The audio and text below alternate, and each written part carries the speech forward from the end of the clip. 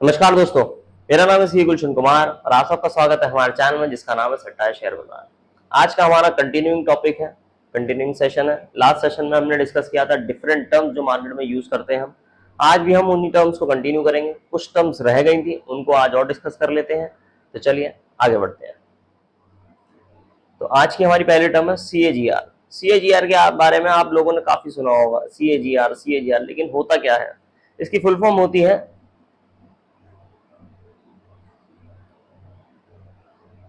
Compounding annual growth rate. ये तो हो गई इसकी फुल फॉर्म। अब ये बताती क्या है? लास्ट सेशन में हमने टाटा मोटर्स का एग्जांपल लिया था 1000 रुपए के प्राइस पे, उसी को हम कंटिन्यू करते हैं। मान लीजिए मैंने टाटा मोटर्स का शेयर बाय किया 1000 रुपए पे और उसे सेल कर दिया 1200 रुपए पे। तो मेरा प्रॉफिट हुआ नेट 200 रुपए का। अब इस पे मेरी रिटर्न कितनी हो गई? 200 रुपए कमाए, 1000 रुपए लगा के 20% की रिटर्न हो गई। ये तो हो गई रिटर्न। अब मैं अगर आपको कहूं ये रिटर्न मैंने कमाई है 2 साल में, अगर मैंने ये 20% 2 ईयर्स के लिए कमाए हैं तो मेरा CAGR निकलेगा इसका 10%। मतलब देखा आपने कि 20% कमाए थे, वो 2 साल के लिए कमाए थे। अगर इसका आप CAGR निकालेंगे तो एनुअल एवरेज ग्रोथ रेट जो आपकी एनुअली क्या बैठेगी वो 10% आ गई। अगर मैं इसे ही कहूं कि आपने ये कमाए हैं 20% 6 महीने में, तो आपका CAGR निकल के आएगा 40%। तो इसलिए CAGR का ज्यादा यूज किया जाता है कि एक एवरेज ग्रोथ रेट पता रहे। क्योंकि कोई भी बंदा 20% कहेगा तो उससे क्या पता लग रहा है, लेकिन CAGR से समझ आता है कि अच्छा आपने एनुअली इतना कमाया। तो ये था CAGR। आगे बढ़ते हैं। फिर आता है डिविडेंड्स। डिविडेंड के बारे में भी आप काफी लोगों को पता होगा, जिनको नहीं पता उनके लिए एक बार ब्रीफ कर देता हूँ। मान लीजिए टाटा मोटर्स ने अपने एक क्वार्टर में 50 रुपए कमाए, 50 रुपए की कमाई करी पर शेयर। अब उसमें से कंपनी क्या करती है? कंपनी के पास दो ऑप्शन होते हैं। पहला, पूरे के पूरे 50 री इन्वेस्ट कर दे। री इन्वेस्ट का मतलब है अपने पास ही रिटेन रखे और बिजनेस में लगाए और वहीं से कमाए। दूसरा, कंपनी सोचती है मैं 5 रुपए डिविडेंड मार देती हूँ। बेसिकली जिन लोगों ने मेरी कंपनी में पैसा लगाया है, जिन शेयर होल्डर्स ने मेरी कंपनी में पैसा लगाया, उन्हें 5 रुपए, कुछ 5 रुपए मैं बांट देती हूँ और बाकी का बिजनेस में लगा देती हूँ। तो जो 5 रुपए बांटे थे उसे हम डिविडेंड कहते हैं। ठीक है।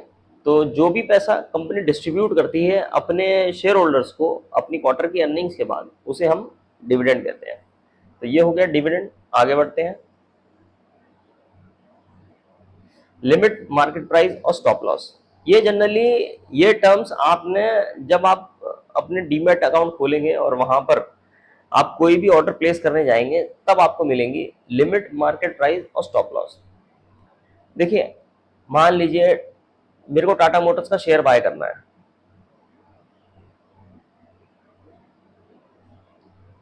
ठीक है। उसका अभी प्राइस चल रहा है 1000 रुपए, लेकिन मैं चाह रहा हूं यार मुझे थोड़ा और कम में मिल जाए।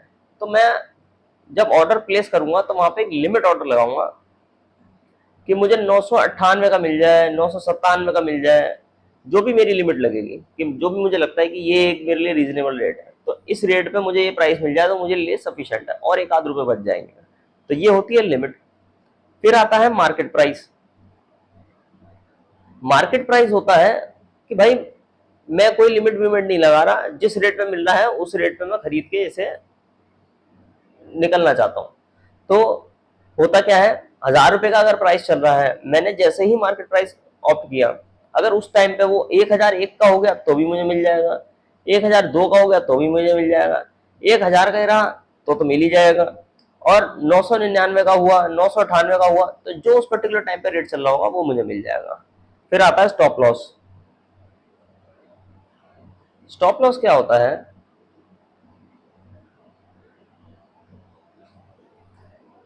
मान लीजिए मुझे ऐसा लगता है कि यार मैं अपनी ना, मेरी एक लॉस की कैपेसिटी है, मैं उस कैपेसिटी तक ठीक हूँ, और प्राइस एकदम से मूव कर गया, मुझे पकड़ में नहीं आया या मैं नहीं ट्रैक कर पाया और मेरा लॉस बढ़ गया, तो मैं क्या करूंगा? तो मैं एक स्टॉप लॉस का अमाउंट प्लेस कर देता हूँ। मान लीजिए इसी 1000 रुपए के एग्जाम्पल में ऑर्डर के टाइम पे मैं स्टॉप लॉस लगा देता हूँ इसमें 980 रुपए का या 990 रुपए का, जैसी मेरी जितनी मेरी लॉस की कैपेसिटी है, अगर मैं वो लगा देता हूँ, तो यहाँ पर क्या होगा, जैसे ही प्राइस 980 या 990 के आसपास पहुंचेगा, जब मैंने स्टॉप लॉस लगा रखा है, तो पोर्टल उसे ट्रिगर करेगा और मेरा सौदा कट जाएगा वहां पे उस पर्टिकुलर लॉस को बुक करके। तो इससे अगर प्राइस और नीचे जाता है तो मुझे लॉस नहीं होगा। और फिर आता है ऑर्डर बुक और ट्रेड बुक। ऑर्डर बुक को आप ऐसा समझिए, मैंने मान लीजिए कई ऑर्डर प्लेस किए कि टाटा मोटर्स का ही मैंने एक ऑर्डर प्लेस किया, 1000 रुपए के प्राइस पे मुझे 100 शेयर मिल जाए, 998 रुपए प्राइस पे 50 शेयर मिल जाए, 999 रुपए के प्राइस पे 100 शेयर मिल जाए। तो ये सारे ऑर्डर्स हो गए, या और भी किसी स्टॉक के लगा दिए, और इनमें से जितने एग्जीक्यूट हो जाएंगे, मान लीजिए ये एक एग्जीक्यूट हो गया, तो ये मेरी ट्रेड बुक में आ जाएगा। जब भी हम ऑर्डर प्लेस करेंगे तो उसमें हमने कितनी क्वांटिटी चाहिए, किस प्राइस पे चाहिए, ये सारी डिटेलें आएंगी। और जब भी ऑर्डर एग्जीक्यूट हो जाएगा तो एक आईडी जनरेट हो जाती है, वो आईडी बताएगी कि हाँ अब ये ऑर्डर एग्जीक्यूट हो गया, और वो मेरी ट्रेड बुक में चढ़ जाएगा। तो ये होती है ऑर्डर बुक और ट्रेड बुक। फिर आता है बिड प्राइस और ऑफर प्राइस। बिड प्राइस और ऑफर प्राइस को एक लेमन लैंग्वेज में समझे, बड़ी आसान भाषा में। बिड प्राइस का मतलब है कितने पे मैं खरीदना चाहता हूं, ऑफर प्राइस का मतलब है कितने पे मैं बेचना चाहता हूं। टाटा मोटर्स का प्राइस अगर 1000 रुपए चल रहा है,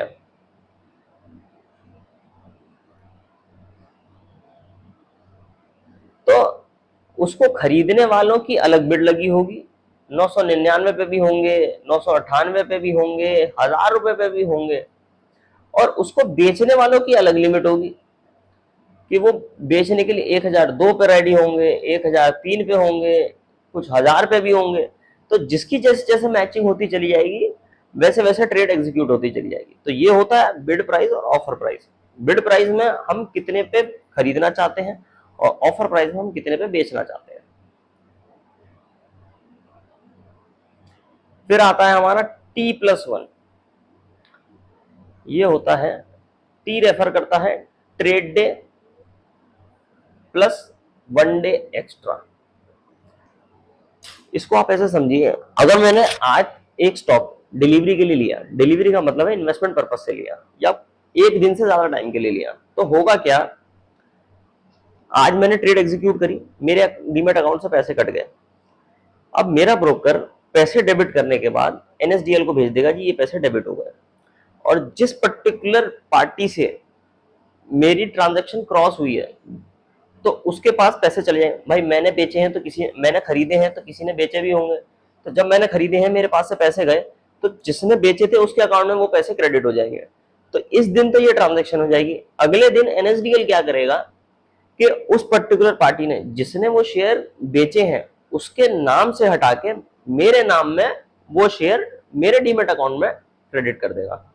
तो इससे क्या होगा कि ये जो ट्रेडिंग है डिलीवरी की, ये कंप्लीट हो जाएगी। तो इसलिए इसमें 2 दिन लगते हैं, पहले 3 दिन लगते थे, T+2 डे होते थे, T+2। अब इसको मैकेनिज्म को और सीमलेसली कर लिया है, तो इसलिए T+1 डे, एक दिन की ट्रांजैक्शन और लगती है, अगले दिन आपके अकाउंट में शेयर्स आ जाते हैं। तो ये था T+1 डे। तो ये था हमारा आज का सेशन, जिसमें हमने डिस्कस किया कुछ और टर्म्स को, कुछ और नई टर्म्स आपको लगता है तो मुझे कमेंट सेक्शन में बताइए, मैं उन टर्म्स को आपको एक नई वीडियो में ब्रीफ कर दूंगा। जो भी हमारे चैनल पर नए हैं तो मैं बता दूं, ये 5वां सेशन है। पहले सेशन का वीडियो का लिंक मैंने डिस्क्रिप्शन में डाल दिया, आप वहां से देख सकते हैं। आपको वीडियो पसंद आया हो तो वीडियो को लाइक कीजिए, चैनल को शेयर कीजिए, सब्सक्राइब कीजिए और बेल आइकन जरूर प्रेस कर दीजिए, जिससे कोई भी वीडियो अगर नहीं अपलोड होती है तो आपके पास उसकी नोटिफिकेशन आ जाएगी। और आगे आने वाली वीडियोस के लिए हमारे चैनल पर बने रहिए। धन्यवाद। जय हिंद।